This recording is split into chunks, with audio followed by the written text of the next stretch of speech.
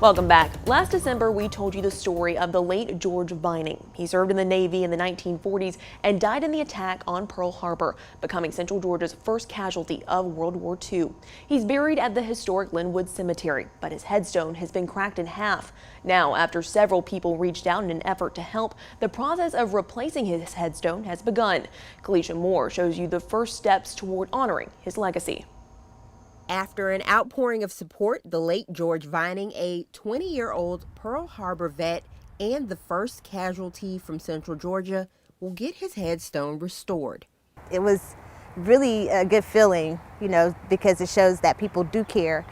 Yolanda Lattimore is the president of the Macon Cemetery Preservation Corporation. She says it took 6 years for his body to return to the United States from Japan. In the obituary, his obituary in the Telegraph, he wasn't buried until 1947, and we all know he was killed December 7th in 1941. Lattimore says they've looked for Vining's relatives during the project, and in the search, something interesting turned up. It's an application for his headstone, which was signed by his mother, Janice Vining. That application was put in the year after his burial. And it was signed off September of 1948.